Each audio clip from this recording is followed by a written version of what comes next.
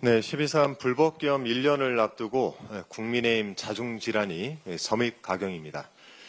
계엄에 대한 대국민 사과 여부를 놓고 찬반 양론으로 갈려있는 모양새인데요. 사과를 찬성하는 쪽은 윤석열과 절연해야 국민의힘이 산다라고 주장을 하고 있고, 반대하는 쪽은 사과는 곧 분열이고 패배다라고 주장을 하고 있습니다. 국민들께 사과를 하는 것이 패배일까요? 제가 보기에는 이 찬반 논쟁은 전제부터가 잘못됐습니다. 찬성이든 반대든 이 모든 주장의 방점은 당리당략에 찍혀있지 않습니까? 당장 해산하라라고 하는 국민의 요구 앞에서 국민의힘은 어떻게든 살아남기 위한 방편으로 계엄 사과를 고민하고 있습니다. 국민의힘은 12.3 불법계엄 사과를 저울질할 입장이 되지 못합니다. 국민의힘이 작심했더라면 내란 속의 윤석열의 위헌적, 위법적인 비상계엄을 막고도 남았을 것입니다. 내란 속의 윤석열의 외환 혐의 공소장에 따르면 윤석열은 취임 반년 만인 2022년 11월부터 비상대권을 운운했습니다. 2022년 11월 25일 국민의힘 지도부가 참석한 관저 만찬에서는 나에게 비상대권이 있다, 싹 쓸어버리겠다라고 했다는 것 아니겠습니까? 장동혁 대표에게 묻겠습니다. 장 대표가 당시 원내 대변인으로서 이날 관저 만찬에 참석을 했던 것으로 아는데요. 내란 속의 윤석열이 비상대권을 말할 때 장 대표는 그때 뭘 했습니까? 원내 대변인이었으니까 윤석열의 말 한마디 한마디를 귀 기울였을 테고 비상대권이란 충격적인 단어를 듣지 못했을 리가 없습니다. 그런 단어를 듣고도 직원 한마디 하지 못했다면 방조나 다름없지 않겠습니까? 그 후로 비상대권이란 용어는 내란 속의 윤석열의 입에서 끊임없이 튀어나옵니다.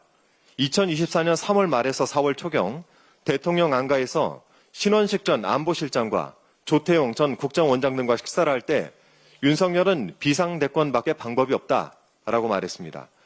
또 지난해 11월 30일 그날 밤 관저에서 김용현 전 장관 등에게 헌법상 비상조치권, 비상대권을 써야 이 난국을 해결할 수 있다라고 말했다고 합니다.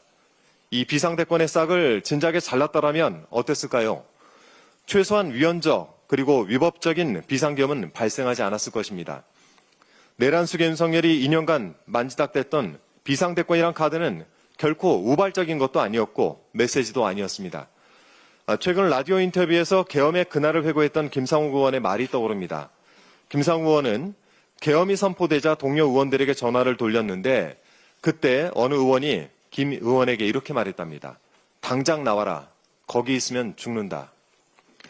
대체 국민의힘은 본회의장에 있으면 죽는다라는 것을 어떻게 알았습니까? 한 목숨 부지하기 위해서 본회의장이 아니라 당사로 달려갔을 국민의힘, 이제는 계엄 사과를 놓고 득실을 따지고 있습니다. 이러니까 국민께서 국민의힘을 구제불능이라고 보는 것 아니겠습니까? 진정성 있는 사과를 하거나 말거나 국민의힘과 내란에 대해서는 사법적 판단이 기다리고 있습니다. 내란 특검팀은 지난 12.3 비상계엄 당시 추경호 원내대표가 상황을 제대로 알리지 않아 계엄 해제 요구안 표결에 참석하지 못했다라는 취지의 국민의힘 의원 진술을 확보했다고 합니다. 내일은 계엄 해제를 방해했다는 추경호 전 원내대표에 대한 구속심사가 예정돼 있습니다. 법원의 상식적인 판단을 기대합니다. 대장동 사건에 대해서 짧게 한 말씀 좀 드리겠습니다. 지난 금요일 소위 대장동 50억 클럽인 곽상도 전 국민의힘 의원과 그 아들에 대한 검찰의 구형이 있었습니다.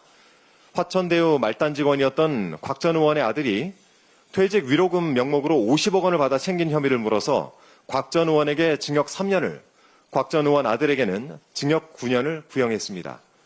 내년 1월 30일 선고에서 법질서와 국민 눈높이에 맞는 판결이 내려지길 바랍니다.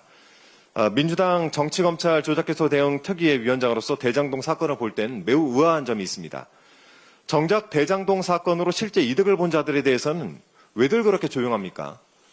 돈을 번 사람, 돈을 받은 사람의 죄에는 눈을 질끈 감고 가당찮은 배임만 떠들고 있으니 정말 의아스럽지 않습니까?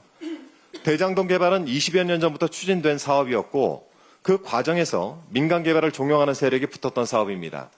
그런데 이제 와서 국민의힘이 개발 수익 환수 노래를 부르고 있는 것을 보면 철면피가 따로 없다라는 생각이 듭니다.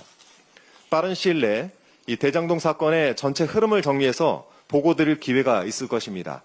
이 사태의 근원은 이재명 성남시와 민주당이 있는 것이 아니라 국민의힘이 있음을 증명해 보이겠습니다. 이상입니다. 그리고 앞서 전현희 최고께서도 말씀을 하셨는데 저 역시 오늘 최고위가 마지막 최고위가 될 것 같습니다. 12.3 비상계엄을 넘어서 국민 여러분과 함께 제4기 민주정부를 출범시킬 수 있었고 또 당원의 뜻이 지도부의 결정에 충분히 반영될 수 있도록 그간 치열하게 달려왔던 것 같습니다.